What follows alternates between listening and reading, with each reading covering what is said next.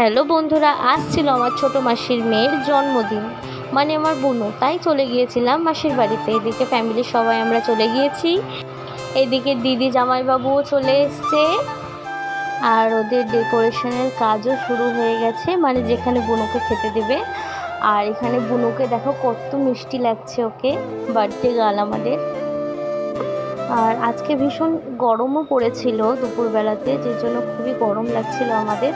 আর এখানে ওর বার্থডের কেকটা নিয়ে চলে এসছে। কেকটা দেখো কতটা সুন্দর লাগছে কেকটা।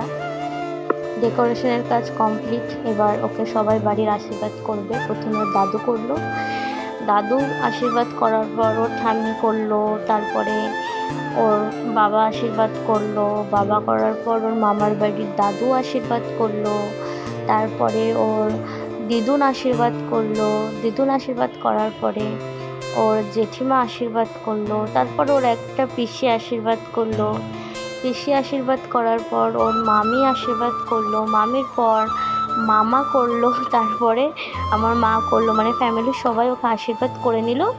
এরপর আমরা চলে গেলাম ওপরে ছাদে খাওয়া দাওয়া করতে। প্রথমে পাতা গ্লাস দিয়ে দিল, তারপরে দেখো আমার ছেলে কি সুন্দর হাই করছে। তারপরে দিয়ে দিল ফ্রাইড রাইস, চানা পনির।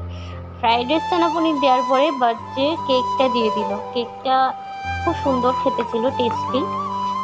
তারপর আমাদের দিয়েছিল গরম ভাত, মুগ ডাল এবং পটল চিংড়ি, যেটা খাওয়ার পর চলে এসেছিল মাছ। সেই ক্লিপটা আমি নিতেই ভুলে গিয়েছি। তো তারপরে দিয়েছিল চাটনি, চাটনি আমি নিইনি, পায়েস, মিষ্টি। খাওয়া দাওয়ার পর একটু রেস্ট করে আমরা বিকেলে বাড়ি চলে এলাম।